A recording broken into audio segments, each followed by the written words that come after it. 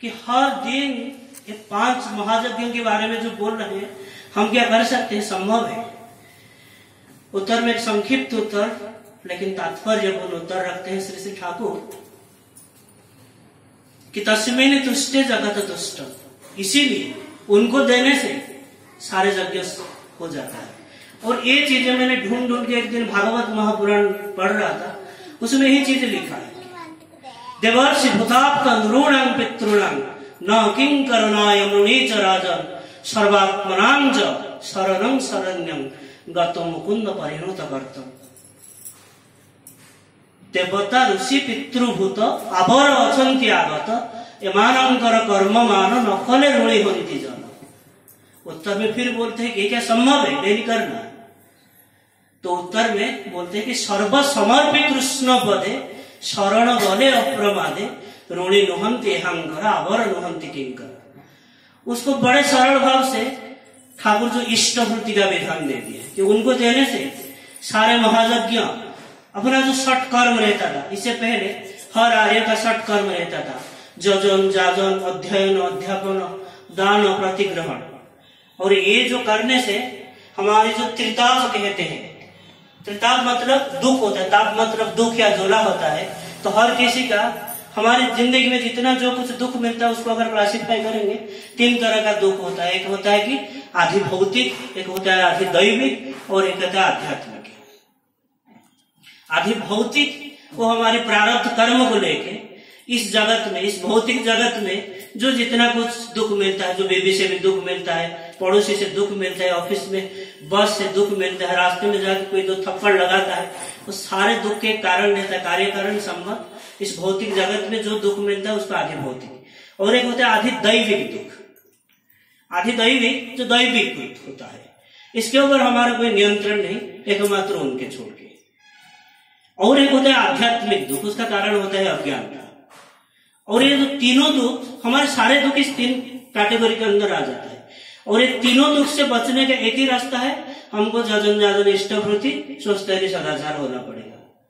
इसको पितृदेव ने बोले हैं, जगत त्रिताप संहार कारण व्यग्रमानसम अपुरयमाणं त्वां वंदे नर नारायणात्मकम जजन जाजन चैवमिष्टवृत्ति रीतित्रयी मुक्तिदाख्यापिता लोके नौमित्वं पुरुषोत्तम। तो ठाकुर बड़े सरल भाव से हमारी बोध के मापे व्यासदेव एक अच्छी बात बोले हैं कि 1000 वर्ष तब लोगों का आयुष्य इतना था, 1000 वर्ष तपस्या कर पाते थे। जो चीजें वर्ष तपस्या करके सत्ययुग में मिलता था वो त्रेतया में और कम हो गया, कुछ महीना करने से वो मिल जाता था, द्वापर में और कम हो गया। कलयुग में तो आचार्य जब अभी बोले हैं 24 घंटा करके देखो फल भी तुमको मिल जाएगा। हम कितना कर पाते? हमारा जिंदगी भी संक्षिप्त होता है। एक अंतिम बात कह के वक्तव्य को विराम दूंगा। पूज्यपाद पितृदेव एक सुंदर बात बोले हैं कि हमारे जो जीवन मिला है और इस जीवन में सदगुरु के दीक्षा लेके उनके कर्म करने का जो मौका मिला है, ये होता है दैव। और उनको जीवन में ग्रहण करके सारे बाधा विघ्न झड़ झंझा दुख ज्वाला जंत्रणा को अतिक्रम करके उनके जो कर्म करते हैं उसको कहते हैं पुरुषाकार। अनेक जन्म की तपस्या होता है, उसके फल स्वरूप ये मानव जन्म मिलता है।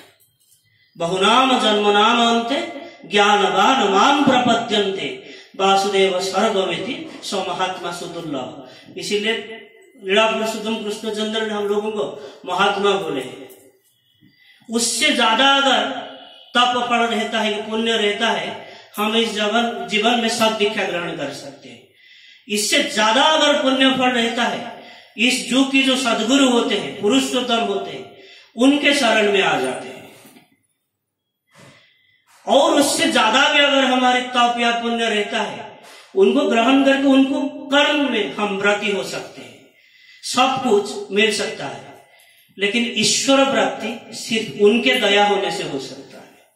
इसीलिए हमारे जितने भी साधन भजन जो कुछ भी, और इसीलिए हमारे अंतर को हमेशा खुला रखना होगा और इस युग को जो युग पुरुषोत्तम उसको जीवन में ग्रहण करके उनके प्रदर्शित मार्ग पे चल पे जाके संभव होगा। इतना कह के मेरे वक्तव्य को विराम देता हूँ। वंदे पुरुषोत्तम, जय गुरु।